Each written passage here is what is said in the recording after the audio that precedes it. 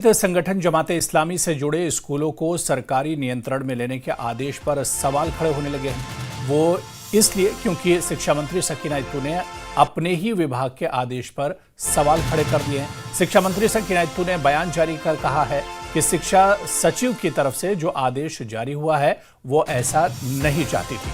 और इसी मुद्दे पर पीडीपी चीफ महबूबा मुफ्ती क्या कुछ कह रही हैं, आपको सुनाते हैं। दरवाजे बंद कर दिए, इतने हालात खराब थे। उस वक्त मेरे ऊपर बहुत प्रेशर आया था कि आप जमात इस्लामी के ऊपर क्रैक डाउन कर लीजिए, बैन कर लीजिए, इनको पीएसए लगा लीजिए, इनके एसेट सीज का जो अब हो रहा है, जो इस वक्त की सरकार इस वक्त कर रही है। मगर मैंने सोचा कि अगर मैं अपने ही लोगों पे बिला वजह इस किस्म की कार्रवाई, या तो कोई सबूत हो कि भाई इस वक्त ये कुछ ऐसा कर रहे हैं तो आप कोई एक्शन लोगे, मगर सिर्फ इनकी आइडियोलॉजी की वजह से किसी ने जाके दिल्ली में चुगली खाई थी कि भाई वहां जो भी कुछ कर रहे हैं वो जमात इस्लामी के लोग कर रहे हैं, जो पथराव हो रहा है, जो मुल्क के मुखालिफ जो मुहिम चल रही है वो सब जमात इस्लामी। पर मैंने उस वक्त स्टैंड लिया, जैसे मैंने कुठवा में स्टैंड लिया। हालांकि मेरे पास अक्सरियत नहीं थी, हम पीडीपी बीजेपी सरकार में बने हुए थे। आज नेशनल कॉन्फ्रेंस के पास अपनी अक्सरियत है, उसके बावजूद वो इस किस्म के फैसले करती है। मुझे लगता है ये अफसोस के लायक है। और इसके बारे में क्या कहूँगा, वैसे तो लोग कहते हैं कि कहीं ना कहीं नेशनल कॉन्फ्रेंस और जमात इस्लामी का पुराने वक्त से चल रहा है कि जब शेख साहब मरहूम 77 में आ गए, उसके बाद जमात इस्लामी वालों के साथ क्या किया गया, किस तरह इनके घर चलाए गए, क्या क्या हमारी मुकद्दस किताबें भी नजर आतश की गई। उसके बाद 87 के बाद क्या किया गया, जो फलायम ट्रस्ट के टीचर है उनको कैसे पब्लिक सेफ्टी एक्ट लगाया गया।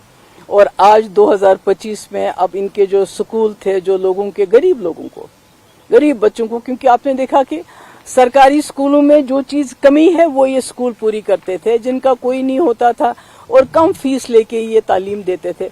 तो आज इन्होंने इतना बड़ा सिस्टम जो एक बना हुआ है उसको एक हिसाब से तबाही के दहाने पे पहुंचा दिया है। कई घर इसके साथ वाबस्ता है, कई टीचर, सबका मुस्तकबिल जो है। मैम, आपने एजुकेशन मिनिस्टर का स्टेटमेंट देखा होगा, वो कहती हैं कि हमने कुछ और डिसाइड किया था कि कल जो लोकल प्रिंसिपल होगा वो टेक ओवर करेगा, मजिस्ट्रेट की बात नहीं। पहले तो टेक ओवर क्यों करे? अगर पिछले 8 साल से, जब से गवर्नर रूल भी चल रहा है, एलजी का रूल भी चल रहा है, इसका टेक ओवर नहीं हुआ तो आज तो पॉपुलर सरकार है, आज क्यों टेक ओवर हुआ?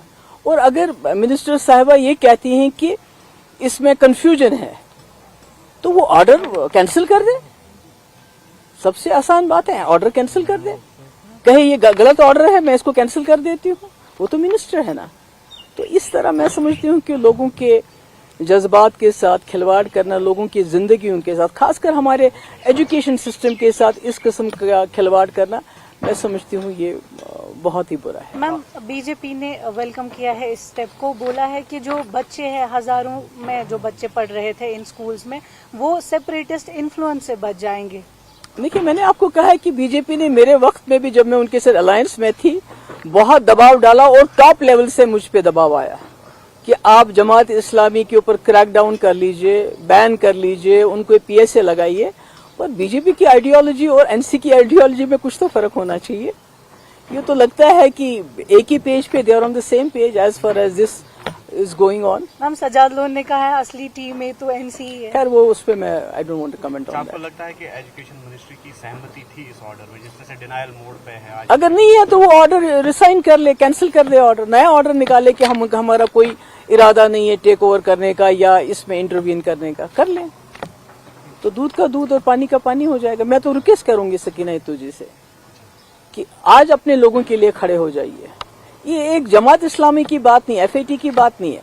आज आपने ये काम कर दिया और दिल्ली वालों को खुश करने के लिए, कल कुछ और करेंगे। अरे मैं तो उनके साथ मैंने काम किया है, मगर उसके बावजूद इतना प्रेशर आने, मैंने सब कुछ दाव पे लगाया, मगर मैंने कहा मैं ये गलत काम नहीं करूंगी, चाहे कुठवा हो चाहे जमात इस्लामी का इशू हो। तो ये तो बहुत बुरा है। 50 सीटें होके भी अगर वो इस तरह काम करेंगे, अपने लोगों के खिलाफ जाएंगे, बीजेपी के एजेंडे को इम्प्लीमेंट करेंगे, तो मुझे लगता है ये अफसोस की बात है। Thank you. Thank you ma'am. Chief Mehbooba Mufti press conference कर रही थी। फलाह-ए-आम ट्रस्ट स्कूल मामले पर महबूबा मुफ्ती बोल रही थी और सीधे सीधे उन्होंने जम्मू कश्मीर की उमर अब्दुल्ला सरकार पर निशाना साधा। उन्होंने नेशनल कॉन्फ्रेंस की सरकार पर निशाना साधा। उन्होंने बल्कि नेशनल कॉन्फ्रेंस और बीजेपी की सोच एक बताया है और उन्होंने कहा है कि कम से कम नेशनल कॉन्फ्रेंस या उमर अब्दुल्ला को अपने लोगों को बचाने के लिए इस तरह का कदम नहीं उठाना चाहिए था। तो सीधा सीधा महबूबा मुफ्ती ने उमर अब्दुल्ला सरकार पर निशाना साधा है और महबूबा मुफ्ती ने फलाह-ए-आम ट्रस्ट स्कूल के मामले में बड़ा बयान दिया है। जमात इस्लामी के साथ उन्होंने कहा कि नाइंसाफी हुई है, टेक ओवर पहले नहीं तो अब क्यों हुआ। महबूबा मुफ्ती ने इस बात को भी कहा कि जब वो बीजेपी के साथ जम्मू कश्मीर में सरकार में थी तो उनके ऊपर काफी ज्यादा दबाव था कि जमात इस्लामी पर एक्शन लिया जाए, लेकिन उन्होंने कहा कि उन्होंने उस वक्त इस तरह का कदम नहीं उठाया। आज उन्होंने नेशनल कॉन्फ्रेंस की सरकार पर सवाल उठाया है और उन्होंने कहा है कि मंत्री ऑर्डर रद्द कर सकती थी और जमात इस्लामी के साथ ये नाइंसाफी हुई है, अन्याय हुआ है। PDP chief Mehbooba Mufti press conference कर रही थी और उन्होंने इस मुद्दे पर सीधे सीधे उमर अब्दुल्ला सरकार पर निशाना साधा है। महबूबा मुफ्ती ने बाकायदा कहा कि जमात इस्लामी के साथ नाइंसाफी हुई है, अन्याय हुआ है। तो आपको बताते चलें कि फलाह-ए-आम ट्रस्ट स्कूल मामले पर जिस तरह से विवाद बढ़ा है, इस बीच पीडीपी चीफ महबूबा मुफ्ती का बयान भी आया है और उन्होंने कहा है कि जमात इस्लामी के साथ नाइंसाफी हुई है, उसके साथ अन्याय हुआ है।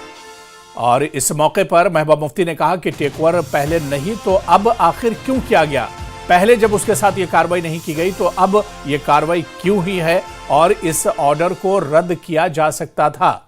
महबूबा मुफ्ती ने उमर अब्दुल्ला सरकार पर भी निशाना साधा है, बल्कि महबूबा मुफ्ती ने यहां तक कहा कि बीजेपी और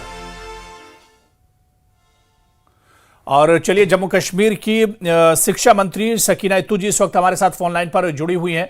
सकीना इत्तू जी, बहुत स्वागत है न्यूज़ 18 JKLH में आपका। सकीना इत्तू जी, अभी महबूबा मुफ्ती जी प्रेस कॉन्फ्रेंस कर रही थी और इस मामले पर उन्होंने उमर अब्दुल्ला सरकार और NC सरकार को आड़े हाथों लिया है।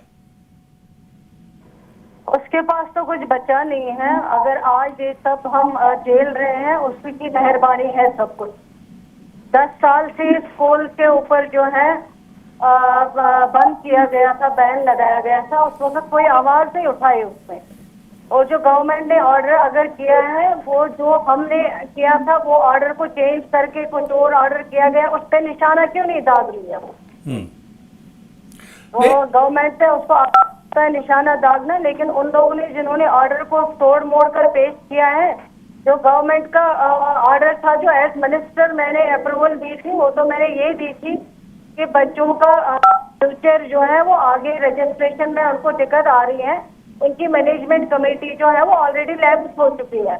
मैनेजमेंट कमेटी को फिर से बनाने के लिए उसमें 3 महीने के अंदर अंदर तब तक नियरेस्ट प्रिंसिपल इंचार्ज उन स्कूल को देखभाल करेगा जब तक ये मैनेजमेंट कमेटी बनेगी। और मैनेजमेंट कमेटी बनने के बाद ये जो है स्कूल वापस उन मैनेजमेंट कमेटी के हवाले किए जाएंगे। सकीना इत्तू जी, महबूबा मुफ्ती जी ने यहां पर कहा कि उनकी सरकार जब बीजेपी के साथ थी काफी दबाव था कि जमात इस्लामी पर बैन किया जाए, कार्रवाई की जाए, लेकिन उस वक्त नहीं की गई। आज उमर अब्दुल्ला की सरकार ने वो कर दिखाया है। हमने कुछ नहीं किया है। उन्हीं के दौर इक़्तिदार में बैन लगी हुई है जब वो चीफ मिनिस्टर थी। आज कोई बैन नहीं लगाया गया है, ना आज कोई स्कूल को बंद किया गया है। जो स्कूल है वो वही है, बच्चे पढ़ रहे हैं वही है, स्टाफ वही है। सिर्फ उसमें प्रिंसिपल जो है वो लुक आफ्टर करेगा जब तक मैनेजमेंट कमेटी बनाई जाए। महबूबा मुफ्ती तो यहां तक कह रही कि नेशनल कॉन्फ्रेंस और बीजेपी की सोच एक है।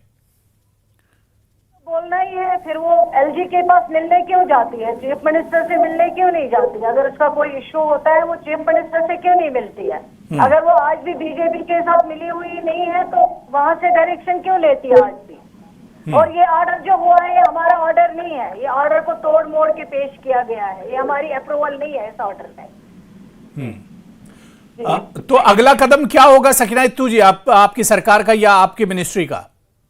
नहीं, अगला कदम यही होगा, 3 महीने में मैनेजमेंट कमेटी बनेगी, तब तक प्रिंसिपल लुक आफ्टर करेगा और उसके बाद मैनेजमेंट कमेटी को वापस स्कूल जो है वो दिए जाएंगे, जो भी मैनेजमेंट कमेटी होगी। जी, बहुत बहुत शुक्रिया सकीना इत्तू जी हमारे साथ जुड़ने के लिए, अपना कीमती समय देने के लिए।